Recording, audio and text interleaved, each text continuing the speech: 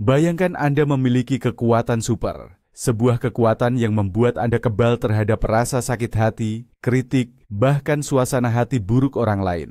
Kedengarannya seperti sesuatu dari buku komik. Bukan. Tapi ini bukan fiksi. Ini adalah kemerdekaan batin. Salah satu pilar utama filsafat kuno yang kini lebih relevan dari sebelumnya.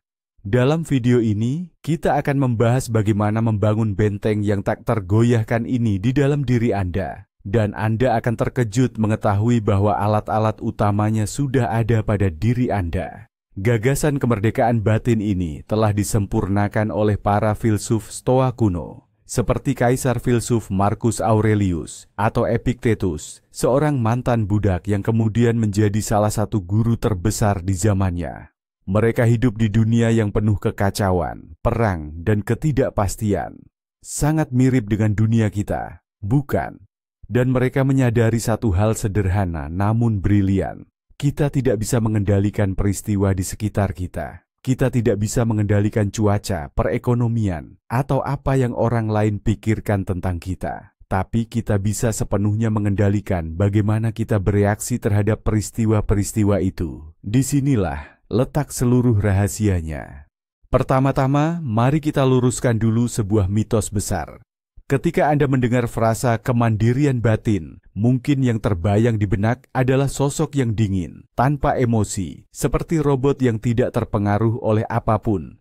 Namun, ini adalah kesalahpahaman yang sangat berbahaya. Mencoba menekan atau mengabaikan perasaan Anda adalah jalan langsung menuju burnout dan stres. Emosi itu energi. Jika energi itu terkunci, ia akan mulai menghancurkan Anda dari dalam. Filosofi Stoa mengajarkan hal yang sama sekali berbeda. Ini bukan tentang berhenti merasakan, melainkan tentang berhenti menjadi budak perasaan Anda. Itulah perbedaan yang sangat mendasar. Bayangkan emosi itu seperti kuda liar. Tentu saja, Anda bisa mencoba mengabaikannya sampai ia menyeret Anda ke jurang. Atau Anda bisa belajar menjadi penunggangnya, mengakui kekuatannya, namun mengarahkannya ke tempat yang Anda inginkan.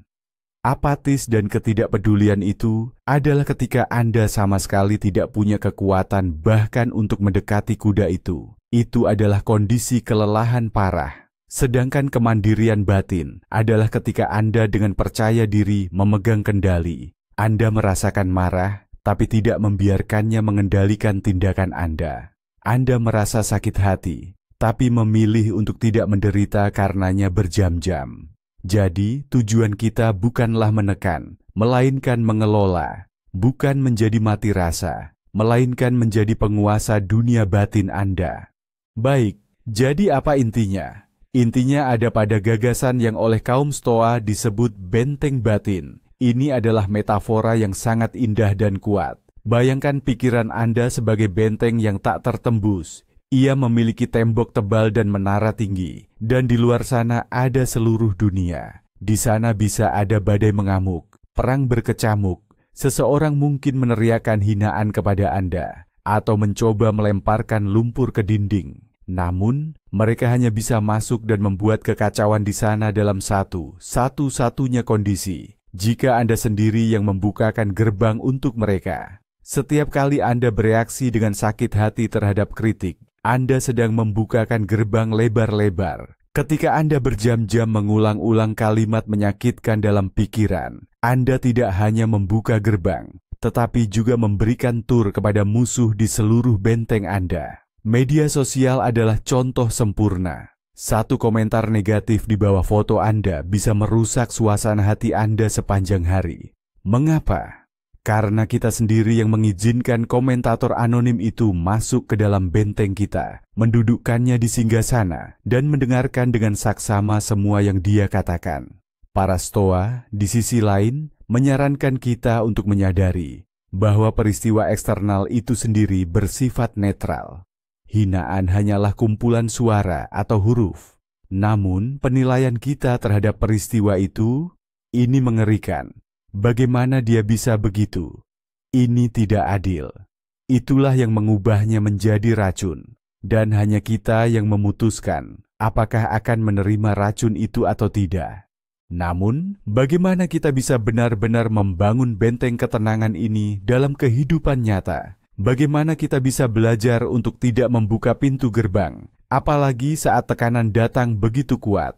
Nah, disinilah filosofi tidak lagi sekadar menjadi pemikiran abstrak, melainkan bertransformasi menjadi seperangkat alat praktis. Bukan cuman kata-kata indah untuk direnungkan, tapi betul-betul latihan mental nyata yang bisa dan seharusnya kita lakukan setiap hari. Mari kita bahas salah satu yang paling ampuh. Kaum Stoa menyebutnya pandangan dari atas atau pandangan dari luar. Bayangkan Anda menghadapi masalah yang terasa sangat besar. Misalnya, Anda punya konflik serius di kantor, emosi melonjak, rasa sakit hati, marah, takut kehilangan pekerjaan. Sekarang, coba lakukan ini. Secara mental, keluar dari tubuh Anda dan naiklah di atas situasi yang sedang terjadi. Pertama, ke ketinggian plafon. Anda melihat diri Anda, lawan bicara Anda. Tidak seseram itu lagi, kan? Hanya dua orang yang sedang berdebat tentang sesuatu. Sekarang naiklah lebih tinggi, ke ketinggian pandang burung. Anda melihat kantor Anda, rumah Anda, kota Anda. Konflik itu menjadi lebih kecil lagi. Dan sekarang, keluar angkasa. Anda melihat seluruh planet bumi. Bola biru kecil yang rapuh, melayang di kehampaan tanpa batas. Di suatu tempat di bola itu, ada titik kecil, kota Anda, dan dua butiran debu mikroskopis, Anda dan atasan Anda. Bagaimana rasanya konflik besar Anda sekarang? Latihan ini tidak meremehkan perasaan Anda. Ini menempatkan masalah dalam skala yang tepat. Ini secara instan mengurangi bobot emosionalnya dan memungkinkan Anda melihatnya bukan sebagai partisipan dalam drama, melainkan sebagai pengamat yang tenang. Dan dari keadaan ini, Anda bisa membuat keputusan yang lebih bijaksana. Dan disinilah kita sampai pada penemuan terpenting, dan mungkin yang paling tidak terduga. Banyak orang berpikir tujuannya adalah mencapai kondisi zen yang ideal, yang tidak bisa digoyahkan, menjadi seperti seorang pertapa di gunung yang sama sekali tidak peduli apapun. Namun, itu adalah jebakan. Kekuatan sejati dan kemandirian batin yang nyata tidak lahir saat Anda berhenti merasa terganggu oleh sesuatu. Ia lahir di saat Anda menyadari bahwa sesuatu telah mengganggu Anda, lalu berkata pada diri sendiri, "Tunggu. Saya tidak harus mengikuti emosi ini. Saya bisa memilih reaksi lain." Inilah yang sering disebut sebagai plot twist sebenarnya. Kebebasan bukanlah ketiadaan tekanan eksternal atau hal-hal yang mengganggu. Kebebasan adalah celah kecil antara suatu peristiwa dan reaksi Anda terhadapnya. Dan kesadaran bahwa di celah itulah Anda yang memegang kendali penuh. Di dunia kita yang dipenuhi notifikasi, like, dan perbandingan sosial yang konstan ini, kesadaran sederhana ini adalah kekuatan super yang sebenarnya. Jadi kemandirian batin bukanlah sikap dingin atau ketidakpedulian. Ini adalah praktik harian untuk mengelola perhatian dan reaksi Anda sendiri. Ini adalah keterampilan yang bisa dan harus terus dilatih. Terima kasih sudah menonton video ini sampai selesai. Jika Anda merasa konten ini menarik dan bermanfaat, dukung saluran ini dengan like dan subscribe. Ini sangat membantu kami untuk terus membuat konten baru. Dan sekarang, pertanyaan untuk Anda. Hal eksternal apa atau pendapat siapa yang paling memengaruhi ketenangan batin Anda? Tulis di kolom komentar. Mari kita diskusikan.